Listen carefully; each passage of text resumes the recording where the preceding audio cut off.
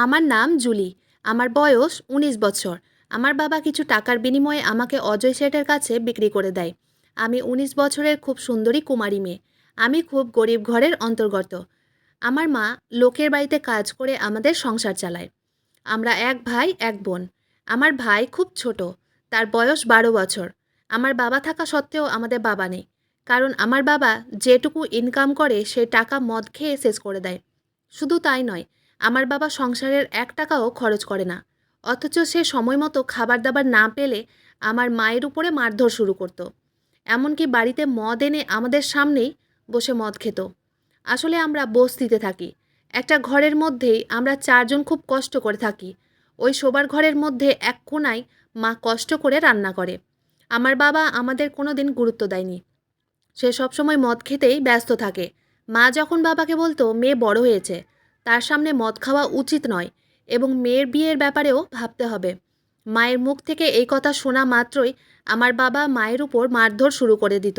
আর মাকে এটা বলতো যে আমার উপর একদম হুকুম চালাবি না।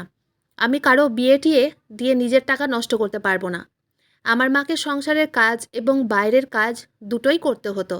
এমনকি মাঝে মধ্যে আমার বাবা মদ খেয়ে বাইরেও পড়ে থাকতো। কখনো কখনো সে ২-৩ দিন বাড়িতেও আসতো না। আর যেদিন বাড়ি আসতো তখন ঠিকঠাক খাবার খেতে না পেয়ে আমার মায়ের উপরে মারধর শুরু করতো। সে এটা ভাবতো না যে আমরা কতদিন থেকে না খেয়ে আছি। বাবা শুধু নিজের ব্যাপারেই ভাবতো। আর যখন মদ খেয়ে আমার চোখের সামনে অকারণেই মায়ের উপর মারধর করতো, তখন আমার খুবই কষ্ট হতো। সেদিন বাবা যখন মদ খেয়ে বাড়ি ফিরে আসে, তখন মাকে বলল, তাড়াতাড়ি খাবার দাও। মা তখন ভয়ে বাবাকে বলল, বাড়িতে চাল ডাল কিছু নেই, তাই আজ রান্না হয়নি।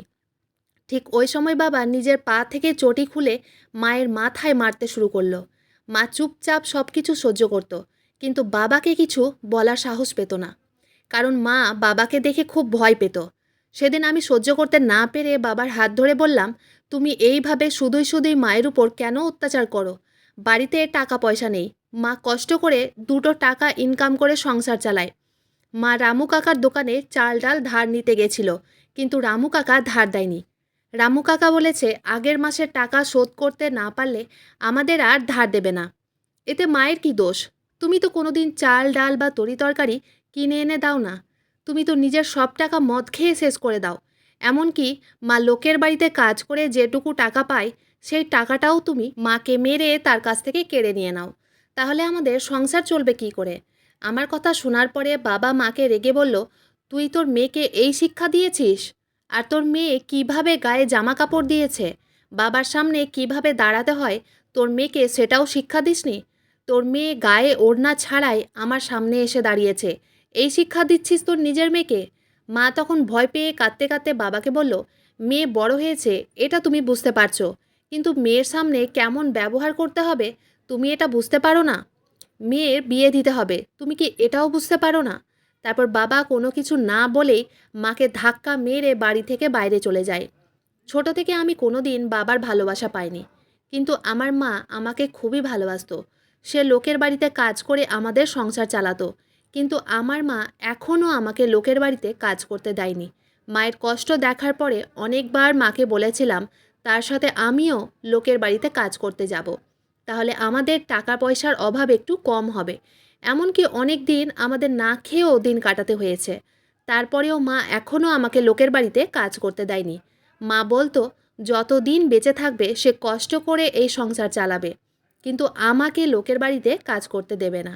কিন্তু সেদিন আমি মাকে বলেছিলাম, আর যাই হোক না কেন, এবার থেকে আমিও মায়ের সঙ্গে লোকের বাড়িতে কাজ করে কিছু অল্প স্বল্প টাকা ইনকাম করে সংসারে খরচ করব, যাতে টাকার জন্য আমার বাবা মায়ের উপরে মারধর না করে। এমনকি আমার ছোট ভাই রাহুলকেও আমার বাবা ছাড়েনি। একদিন তো তাকে জোর করে নিজের সঙ্গে কাজে নিয়ে যেতে চেয়েছিল এবং বলছিল রাহুলকেও কাজ করে টাকা ইনকাম করতে হবে এবং সব টাকা নাকি বাবাকেই দিতে হবে। সেদিন আমি বাবাকে বলেছিলাম, রাহুল এখন খুব ছোট, সে বাইরে কাজ করতে পারবে না, তাই আমি কাজ করে টাকা ইনকাম করব। সেদিন আমি মায়ের কোনো কথা শুনিনি।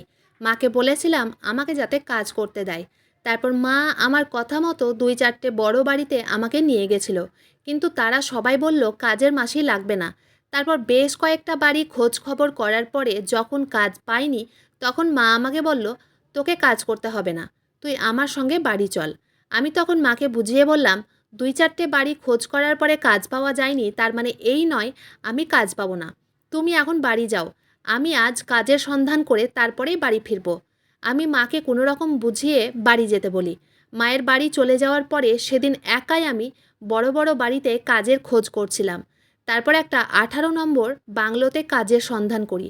ওই বাড়ির দরজা নক করার পরে বাড়ি থেকে একটা কাজের লোক বেরিয়ে এসে আমাকে জিজ্ঞেস করলো, কি দরকার আছে এখানে? আমি তখন লোকটাকে বললাম, আমি একটা কাজের সন্ধান করছি, আপনি যদি এই বাড়িতে আমাকে কাজে রাখেন তাহলে খুবই দয়া হবে। আমি সমস্ত কাজ জানি, রান্না বান্না ধোয়া মাজা সব কিছু জানি, এবং আমি খুব ভালো রান্না করতে পারি। লোকটা তখন রেগে গিয়ে আমাকে বলল, এখানে কোনো কাজের লোক লাগবে না, আমি নিজে এই বাড়িতে কাজের লোক, আমি এই বাড়ির সমস্ত কাজ করি, তাই তোমার এখানে কোনো দরকার নেই। আমি লোকটার সামনে হাত জোড় করে বললাম, আপনি আমাকে কম বেতন দেবেন তাও ভালো, কিন্তু কিছু কাজ দিন। লোকটা তখন রেগে গিয়ে বলল, এই বাড়িতে কোনো কাজের মাসির দরকার নেই, এই বাড়ির সমস্ত কাজ আমি করি, তুমি কি কথা বুঝতে পারো না? যাও, চলে যাও এখান থেকে। লোকটার কথা শুনে আমি ওখান থেকে মন খারাপ করে চলে যাচ্ছিলাম। ঠিক ওই সময় বাড়ির মালিক বাড়ি থেকে বেরিয়ে আসে। ওই বাড়ির মালিক ছিল অজয় শেঠ। অজয় শেঠের ফ্যামিলি বাইরে শহরে থাকতো। অজয় শেঠ ব্যবসার জন্য এত বড় বাড়িতে একা থাকতো। সেদিন আমাকে দেখার পরে অজয় শেঠ তার বাড়ির কাজের লোকটাকে বলল, কেন তুমি এই মেয়েটাকে কাজে রাখতে চাইছো না? আর তোমার সাহস কী করে হলো আমাকে না বলে মেয়েটাকে এখান থেকে যেতে বলার? কাজের লোকটা তখন ভয় পেয়ে মাথা নিচু করে শেঠকে বলল, না মালিক, আসলে আমি ভাবলাম এই বাড়ির সমস্ত কাজ তো আমিই করি, তাহলে এই মেয়েটার আর কী দরকার? অজয় শেঠ তখন কাজের লোকটাকে বলল, এই বাড়িতে কাকে কাজে রাখবো সেটা সিদ্ধান্ত আমি নিব। এই বাড়ির মালিক তুই না, আমি। তুই এখন ঘরের ভেতরে যা। অজয় শেঠ আমাকে দেখে তার কাজের লোকটাকে ঘরের ভেতরে যেতে বলল। তারপর আমাকে বলল, তুমি এখানে কিসের জন্য এসেছো? আমি তখন অজয় শেঠের সামনে হাত জোর করে বললাম, মালিক, আমি এখানে কাজের জন্য এসেছি। আমি রান্নাবান্না ও বাড়ির সমস্ত কাজ পারি, আপনি আমাকে একটা কাজ দিন। অজয় শেঠ তখন আমাকে জিজ্ঞেস করলো, তুমি ভালো রান্না করতে পারো? আমি তখন বললাম, হ্যাঁ, আমি ভালো রান্না করতে পারি। তারপর অজয় শেঠ বলল, আমি এত বড় বাড়িতে একাই থাকি, তাই তুমি আজ থেকে এই বাড়িতে কাজ করবে। তোমার আসল কাজ হচ্ছে আমার জন্য সুন্দর করে রান্নাবান্না করা। আমার ওই কাজের লোকটার হাতের রান্নাবান্না খেয়ে আমার জিভের স্বাদ এক্কেবারেই নষ্ট হয়ে গেছে। মালিক যখন আমাকে নিজের বাড়িতে কাজ দিল, তখন আমি খুব খুশি হয়ে মালিককে ধন্যবাদ জানিয়েছিলাম। কিন্তু একটা জিনিস আমি লক্ষ্য করেছিলাম, জানি না কেন মালিকের বাড়িতে যে কাজের লোকটা ছিল তার হাবভাব দেখে বুঝতে পেরেছিলাম সে চাইছে না যে আমি ওই বাড়িতে কাজ করি। আমি ভেবেছিলাম হয়তো আমি এই বাড়িতে কাজ করলে মালিক তার মাইনে কম করবে। এই কারণেই হয়তো ওই কাজের লোকটা এই বাড়িতে আমাকে কাজে রাখতে রাজি হয়নি। প্রথম দিন মালিকের বাড়িতে কাজ করে আমাকে খুবই ভালো লেগেছিল। তারপর আমি সেদিন খুব খুশি হয়ে বাড়িতে এসে মাকে জানিয়েছিলাম যে আমি একটা অনেক বড় বাড়িতে কাজ পেয়েছি। মা তখন মাথা নিচু করে আমাকে বলল, তুই এই কাজটা শুধুমাত্র আমার জন্য করছিস তো? আমি জানি তুই আমার কষ্ট দেখতে পারিস না। আমি ভেবেছিলাম তোকে কোনো দিন লোকের বাড়িতে কাজ করতে দিব না। ভেবেছিলাম খুব তাড়াতাড়ি তোর একটা ভালো ছেলের সঙ্গে বিয়ে দিয়ে দিব। তোর বিয়ের জন্য আমি কিছু টাকা জমিয়ে রেখেছি। তোর বাবা যদি জানতে পারে তাহলে ওই টাকাটাও আমার কাছ থেকে কেড়ে নিয়ে নেবে।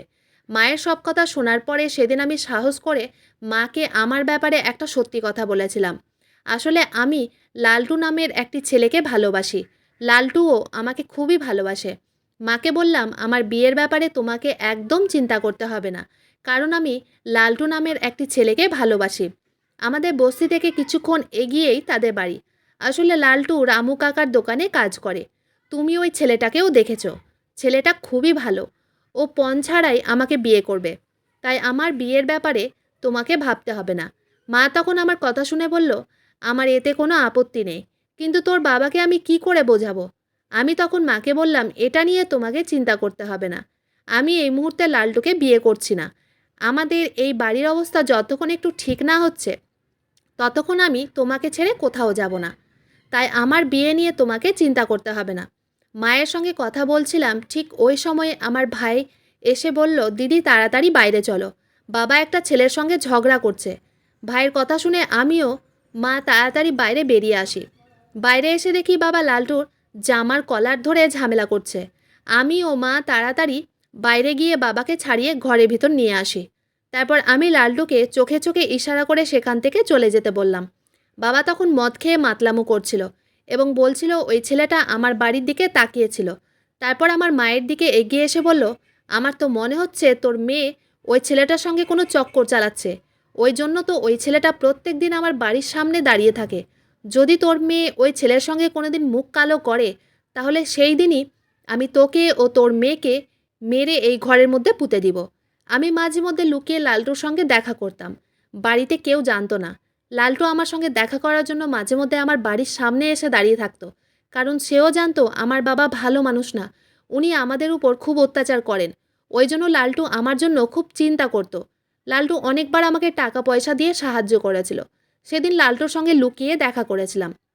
লালটুকে যখন বলেছিলাম আমি অজয় শেঠের বাড়িতে কাজ করছি, তখন লালটু বলেছিল, তোমার কাজ করার কী দরকার, আমি তোমাকে কিছু টাকা দিয়ে সাহায্য করব, কিন্তু তোমাকে লোকের বাড়িতে কাজ করতে হবে না।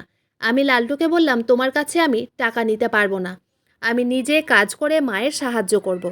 তোমার কাছে আমি বারবার টাকা নিতে পারবো না। এদিকে মা যখন জানতে পেরেছিল আমার ও লালটুর ব্যাপারে, তখন মা আমাকে আগেই সাবধান করেছিল যাতে আমি লালটুর সঙ্গে রোজ দেখা না করি, কারণ বাবা যদি এই ব্যাপারে জানতে পারে তাহলে আমাকে মেরে হাত পা ভেঙে খোঁড়া বানিয়ে রাখবে।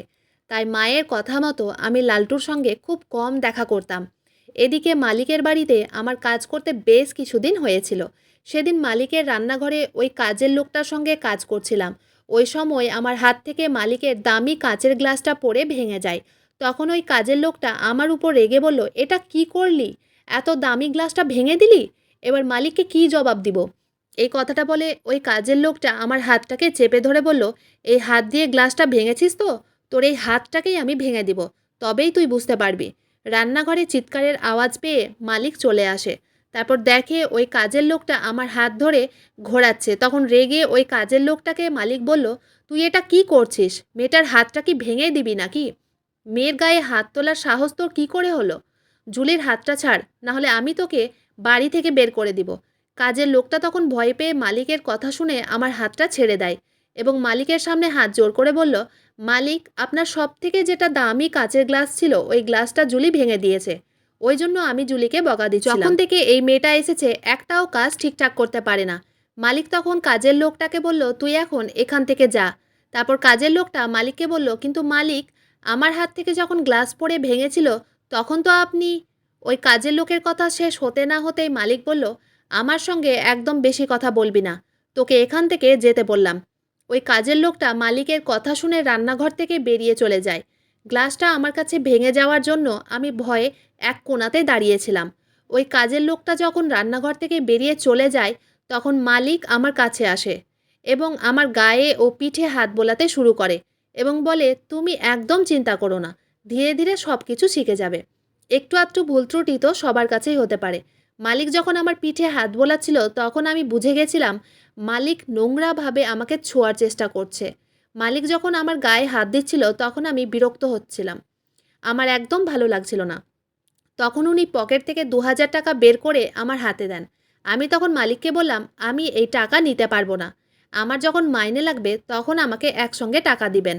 মালিক তখন আমার হাত ধরে জোর করে আমার হাতের মধ্যে টাকাটা রেখে দিয়ে বলল, তুমি যা সুন্দর দেখতে, তোমার সৌন্দর্যের কাছে তো এই টাকা কিছুই না, তোমার সৌন্দর্যের কাছে এই টাকার কোনো দাম নেই, এই টাকাটা তোমাকে রাখতেই হবে, এটা আমার আদেশ। এবার চলো, তুমি আমাকে খাবার খেতে দিবে। এই বলে মালিক আমাকে বাইরে নিয়ে এসে বলল, এবার আমাকে খাবারটা খেতে দাও। সেদিন মালিকের ব্যবহার ও কথাবার্তা শুনে বুঝে গেছিলাম যে উনি খারাপ নজরে আমাকে দেখছেন। আমি গরিব ছিলাম কিন্তু চরিত্রহীন নয়। জানি না কেন বড়লোকেরা গরিবদের এত ছোট নজরে দেখে। তারপর মালিককে খাবার দেওয়ার পরে আমি বললাম, মালিক, এবার আমি বাড়ি চলে যাচ্ছি। মালিক তখন আমার হাত ধরে বলল, তুমি এখন বাড়ি যাবে না, তোমার সঙ্গে কিছু জরুরি কথা আছে, তুমি এখন বসো। জানি না কেন মালিকের কথা শুনে আমার খুবই ভয় হচ্ছিল। তারপর মালিক খাবার খেয়ে আমার কাছে এসে বলল, তুমি খুবই সুন্দর দেখতে, তোমার টাকার দরকার তাই তো, আমি তোমাকে অনেক টাকা দিব, কিন্তু একটা শর্ততে। আমি তখন মালিককে বললাম, মালিক, আমার বেশি টাকার দরকার নেই, আমি আপনার এখানে কাজ করে যা টাকা পাবো আমার ওতেই চলে যাবে। মালিক, আমি এখন বাড়ি যাচ্ছি। তারপর আমি যখন মালিকের কোনো কথায় গুরুত্ব না দিয়ে বাড়ির বাইরে বেরোতে যাই, তখন মালিক আমার হাত ধরে বলল, আমি তোমাকে অনেক টাকা দিব, তোমাদের বাড়ির সব অভাব আমি দূর করে দিব, যদি তুমি আমার সঙ্গে একটা রাত কাটাও। মালিকের কথা শুনে তো আমার মাথায় যেন আকাশ ভেঙে পড়ল। আমি যেটা সন্দেহ করেছিলাম সেটাই হলো।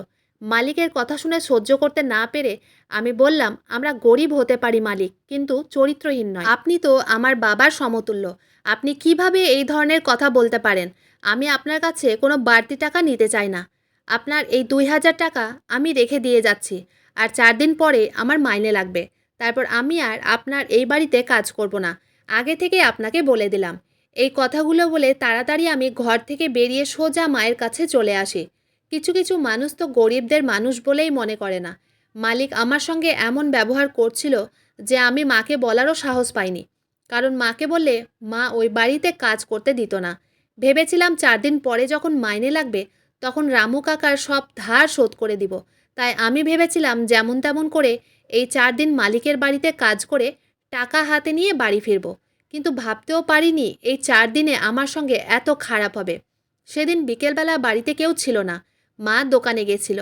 আর আমার বাবার তো কোনো ঠিক ঠিকানাই ছিল না। সেদিন ফাঁক বুঝে লালটু আমাদের বাড়িতে এসেছিল দেখা করার জন্য। সে যখন আমাদের বাড়িতে এসেছিল তাকে দেখে আমি ভয় পেয়েছিলাম। আসলে আমি এমনিতে আগে থেকে অনেক চিন্তিত ছিলাম। লালটুকে দেখে আমি ভয় পেয়ে বললাম, তুমি এখানে কি করছো? তুমি এখান থেকে চলে যাও, যদি বাবা চলে আসে অনেক বড় বিপদ হবে। লালটু তখন আমার হাত ধরে বলল, তুমি এত ভয় পাচ্ছ কেন? তোমার বাবা এবার কোনো ঝামেলা করলে তোমাকে এখান থেকে বিয়ে করে আমার বাড়ি নিয়ে চলে যাব। তোমাকে এখানে থাকতে হবে না। আমি তোমার কষ্ট দেখতে পারি না। তুমি আমার সঙ্গে ৩ দিন থেকে দেখা করনি, তাই আমি তোমার সঙ্গে দেখা করতে এসেছি। লালটু তো কথা বলেই যাচ্ছিল, কিন্তু আমি তার কথার কোনো উত্তর দিইনি। লালটু বুঝতে পেরেছিল আমি কিছু চিন্তা করছি। লালটু তখন আমাকে বলল, জুলি তুমি কি ভাবছো? কি হয়েছে, আমাকে সব সত্যি কথা বলো। আমি তখন না থাকতে পেরে কান্নাকাটি করে লালটুকে সব সত্যি কথা বলেছিলাম, যে মালিক আমার গায়ে নোংরাভাবে স্পর্শ করে এবং আমার সঙ্গে রাত কাটানোর কথা বলেছে। লালটু তখন রেগে গিয়ে বলল, ওই বুড়োর এত স্পর্ধা, আমি ওই বুড়োকে ছাড়ব না। আমি তখন লালটুকে বললাম, তোমাকে কিছু করতে হবে না। আমি ৩ দিন পর থেকে ওই বাড়িতে আর কাজ করতে যাব না। ৩ দিন পরে আমার মাইনে লাগবে। মাইনেটা নেওয়ার পরে আমি আর ওখানে কাজ করতে যাব না। মালিককে দেখে আমার খুব ভয় লাগে। উনি আমার দিকে নোংরা দৃষ্টিতে তাকান। লালটু তখন আমাকে বলল, ঠিক আছে, এবার থেকে তুমি যখন ওই বুড়োর বাড়ি যাবে তখন আমি ওই বাড়ির বাইরে দাঁড়িয়ে থাকব। তুমি যদি কিছু অসুবিধে বুঝতে পারো তাহলে বাড়ির বাইরে বেরিয়ে চলে আসবে। আর কালকে ওই বুড়োর বাড়িতে কাজ করতে যাওয়ার আগে আমার সঙ্গে একটু দেখা করবে, খুবই দরকার আছে। আমি ও লালটু কথা বলছিলাম, ঠিক ওই সময় আমার মাতাল বাবা বাড়ির ভেতরে ঢুকে পড়ে এবং লালটুকে দেখা মাত্রই আমার বাবার মাথা খারাপ হয়ে যাওয়ার মতো অবস্থা হয়। তারপর বাড়িতে রাখা একটা লোহার রড দিয়ে লালটুকে মারতে শুরু করে। আমি তখন বাবার হাত থেকে লোহার রডটা কাটতে শুরু করি। ওই সময় মা দোকান থেকে বাড়ি ফিরে চলে আসে। আমি তখন লালটুকে বললাম, তুমি এখান থেকে তাড়াতাড়ি চলে যাও। লালটু তখন বলল, আমি প্রত্যেক দিন তোমাকে এই অবস্থায় ফেলে পালাতে পারবো না। আজ আমি কোথাও যাব না। আজ একটা সিদ্ধান্ত আমি নিয়েই ছাড়বো। এই মাতাল তোমার জীবনটাকে নষ্ট করে দিয়েছে। আমি তখন লালটুকে নিজের দিব্যি দিয়ে তাকে বাড়ির বাইরে যেতে বললাম। মা তখন হাত থেকে তাড়াতাড়ি ব্যাগটা রেখে লালটুকে বাড়ির বাইরে নিয়ে যায়। তারপর লালটু যখন বাড়ির বাইরে যায় তখন মা ঘরের দরজাটাকে লাগিয়ে দেয়। তারপর মা এসে বাবার হাত থেকে লোহার রডটা কেড়ে নেয়। বাবা তখন আমার ও মায়ের গলাটাকে টিপে ধরে বলল, আজ তোদের দুইজনকেই মেরে ফেলবো। আমার পিঠ পিছনে এই কাঙ্গাল ছেলেটাকে ঘরের ভিতরে ভরে দিয়ে ধান্দা করা হচ্ছে। আমি ও মা তখন কোনো রকমভাবে বাবাকে ধাক্কা দিয়ে সরিয়ে নিজের প্রাণ বাঁচাই। তারপর আমি বাবার পায়ে ধরে বললাম, বাবা, লালটু খুবই ভালো ছেলে, ও আমাকে বিয়ে করতে চেয়েছে, তোমার ১ টাকাও খরচ হবে না। বাবা তখন আমার কথা শুনে আমাকে একটা লাথি মেরে বলল, সরে যা আমার চোখের কাছ থেকে, তোদের আমি মুখ দেখতে চাই না। এই বলে বাবা আবার বাড়ি থেকে বাইরে বেরিয়ে চলে যায়। সেদিন আমার ও মায়ের খুবই মন খারাপ ছিল। এমনিতে এমন কোনো দিন ছিল না যে আমাদের কষ্ট হতো না। তার পরের দিন সকালবেলা মালিকের বাড়ি যাওয়ার আগে আমি লালটুর সঙ্গে দেখা করেছিলাম। তারপর সেদিন যখন আমি মালিকের বাড়ি গেছিলাম তখন সব কিছু ঠিকঠাক ছিল। সেদিন আমার মালিকের বাড়িতে শেষ দিন ছিল। সেদিন সব কিছু ঠিকঠাক ছিল। আমি ভেবেছিলাম এর আগের দিন আমি মালিককে যা বলেছি সেই কথাগুলো হয়তো মালিক বুঝতে পেরেছেন। তারপর সন্ধ্যাবেলায় মালিক ওই কাজের লোকটাকে বাড়ির বাইরে পাঠিয়ে দেয়। আমি ওই সময় রান্নাঘরে মালিকের জন্য চা করছিলাম। তারপর মালিক রান্নাঘরে ঢুকে পড়ে। সেদিন মালিক আমার সঙ্গে যা করেছিল ওই কথাটা মনে পড়লে আজও আমার গায়ে কাঁটা দিয়ে ওঠে। তারপর মালিক হঠাৎ করে রান্নাঘরে এসে আমাকে পিছন দিক থেকে জড়িয়ে ধরল। তখন ভয়ে আমার হাত থেকে চায়ের কাপটা ছুটে পড়ে গেল। আমি তখন তাড়াতাড়ি করে গায়ের কাপড়টা ঠিক করে মালিককে জোরে ধাক্কা দিয়ে বললাম, আপনি এটা কি করছেন মালিক? মালিক তখন বলল, আমি সেটাই করছি যেটা আমি প্রত্যেকের সঙ্গে করেছি।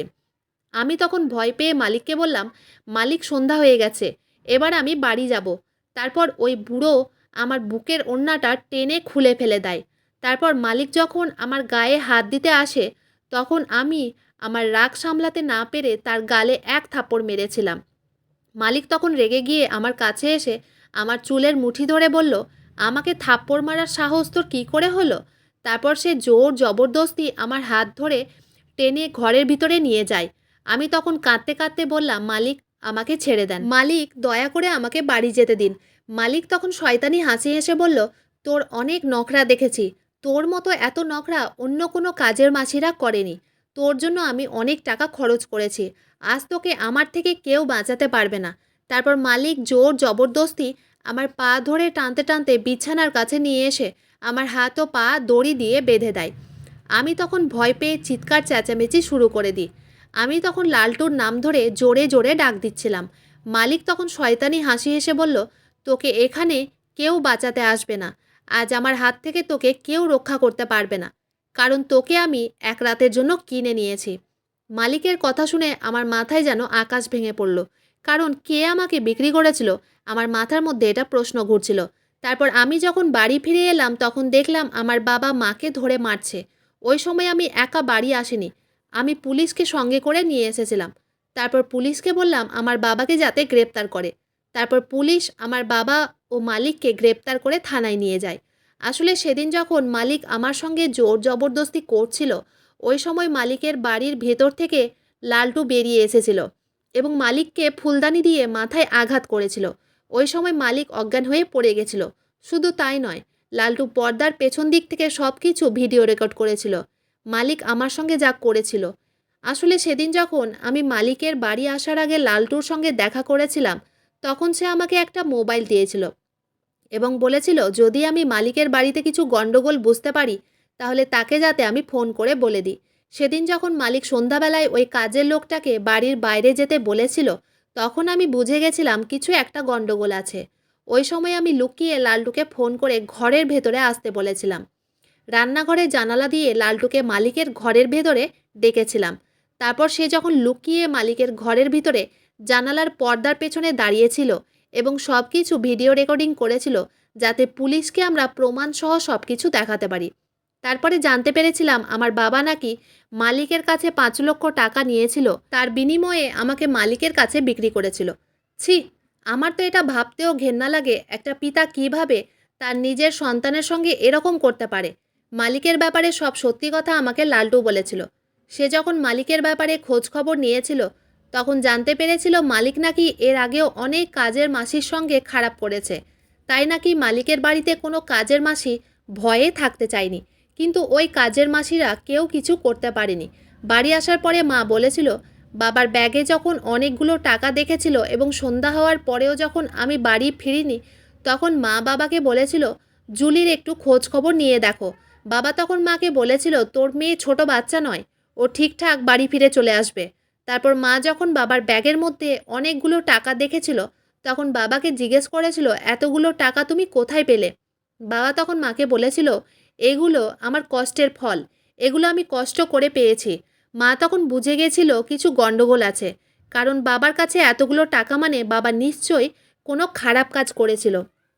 মা যখন বাবাকে জোর করেছিল এটা জানার জন্য যে এতগুলো টাকা কোথা থেকে এসেছে তখন বাবা রেগে মায়ের চুলের মুঠি ধরে বলেছিল ওই টাকাগুলো তোর মেয়েকে বিক্রি করে পেয়েছি, তোর মেয়েকে আমি অজয় সেটের কাছে বিক্রি করেছি। মা ভেবেছিল হয়তো আর আমাকে কোনোদিন ফিরে পাবে না। ওদিকে আমি মালিকের কাছে জানতে পেরেছিলাম আমার বাবা নাকি 5 লক্ষ টাকার বিনিময়ে তার কাছে আমাকে বিক্রি করেছে। ছি, আমার তো ভাবতেও ঘেন্না লাগে যে আমার বাবা টাকার লোভে আমাকে বিক্রি করেছিল। আমার এতে কোনো আফসোস হয়নি যে আমি নিজের বাবাকে পুলিশের হাতে ধরিয়ে দিয়েছি। কারণ আমার বাবা তো বাবা বলার যোগ্যই ছিল না। যে মানুষের কাছে নিজের সন্তানের কোনো মূল্য নেই, সেই মানুষ ভালো পিতা হতেই পারে না। এই সব কিছু সম্ভব হয়েছিল শুধুমাত্র লালটুর জন্য। লালটু আমার সঙ্গে না দিলে আমার জীবনটা আজ ওই শয়তানের কাছে শেষ হয়ে যেত। তারপর আমার মা লালটুর সঙ্গে আমার বিয়ে দেয়। আমি এখন লালটুর সঙ্গে শ্বশুরবাড়িতে আছি। আসলে আমার বাড়ি থেকে লালটুর বাড়ি 10 মিনিটের দূরত্ব। তাই আমি প্রত্যেকদিন মা ও ভাইয়ের সঙ্গে দেখা করতে আসি। শুধু তাই নয়, লালটু আমার মা ও ভাইকে আর্থিক দিক দিয়ে অনেক সাহায্য করে। এখন আমরা সবাই খুব ভালো আছি। মানুষের কুকর্মের ফল সবসময় খারাপ হয়। বন্ধুরা, আজকের গল্পটা এখানেই শেষ করছি। গল্পটা ভালো লাগলে অবশ্যই লাইক, শেয়ার, সাবস্ক্রাইব করতে ভুলবেন না। ধন্যবাদ।